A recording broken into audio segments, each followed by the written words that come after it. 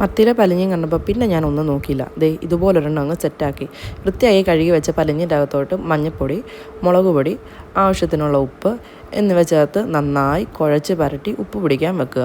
ഉപ്പ് പിടിക്കാൻ വെച്ച നേരം കൊണ്ട് തട്ടുമ്പുറത്തിരുന്ന് ഇരുമ്പിൻ്റെ ചീനച്ചട്ടി എടുത്ത് വൃത്തിയായി കഴുകി ചൂടാക്കാൻ വെച്ചു. ചൂടായി വന്ന ചീനച്ചട്ടിക്കകത്തോട്ട് വെളിച്ചെണ്ണ ഒഴിച്ച് ഒന്ന് ചൂടായി വന്നപ്പോൾ അതിലോട്ട് നേരത്തെ പരട്ടി വെച്ചിരുന്ന പലിഞ്ഞിൻ അങ്ങോട്ട് വാരി ഇട്ട് ആ പലിഞ്ഞിൻ ഒന്ന് നന്നായി ഇളക്കി വിട്ടതിന് ശേഷം എൻ്റെ മുഖത്തിൻ്റെ ഷേപ്പ് മാറും എന്നതുകൊണ്ട് ഞാൻ അതിനെ ഭദ്രമായി അടച്ചു വെച്ചു. ഇടയ്ക്ക് ഇളക്കി വിടുക എന്നുള്ളത് ടാസ്ക്കാണ്. 1 മൈൽ അകലെ നിന്നാണ് ഞാനിത് ഇളക്കി വിടുന്നത്. മുഖത്ത് തെറിക്കരുതല്ലോ. അടപ്പ് തുറന്ന് വീണ്ടും ഞാൻ അത് ഇളക്കി വിട്ടേ. നമുക്കതിനെ പകുതി വേവിലെടുത്താൽ മതി. അതുകൊണ്ട് ഞാൻ നന്നായി ഇളക്കിയതിന് ശേഷം അതിനെ എണ്ണയിൽ നിന്ന് കോരി ഒരു കിണ്ണിപ്പാത്രത്തിനകത്തോട്ട് വെച്ചേ. സാധനം കുറച്ചേ ഉള്ളൂ, എന്നാലും സാരമില്ല. ഉച്ചക്കത്തേക്കിനുള്ള തട്ടിക്കൂട്ട് കറികളിലൊന്നായി. കോരി വെച്ച പലഞ്ഞിൻ സൈഡാക്കി അടുത്ത കലാപരിപാടിയിലോട്ട് നീങ്ങിയേ. പത്തലമുളക് എടുത്ത് നമുക്കൊന്ന് പൊടിച്ച് വെക്കാം.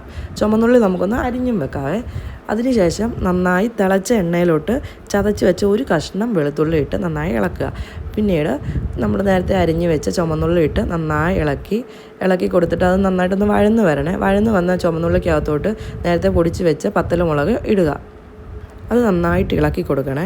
ഇളക്കി കൊടുത്തത് ഈ ഒരു പരുവാകുന്നവരെ ഇളക്കി കൊടുത്തതിന് ശേഷം അതിലോട്ട് നേരത്തെ റെഡിയാക്കി വെച്ചിരുന്ന പലിഞ്ഞിട്ട് നന്നായിട്ട് ഇളക്കി കൊടുക്കണം. അത് ഫുള്ളി ഒന്ന് മിക്സ് ആവണേ. മിക്സ് ആയതിനു ശേഷം നിങ്ങൾക്ക് ആവശ്യമുണ്ട് ഉപ്പിട്ടാൽ മതി. ഞാൻ നോക്കിയപ്പോൾ ഉപ്പില്ലായിരുന്നു, അതുകൊണ്ടാണ് ഞാൻ ഉപ്പിട്ടത്.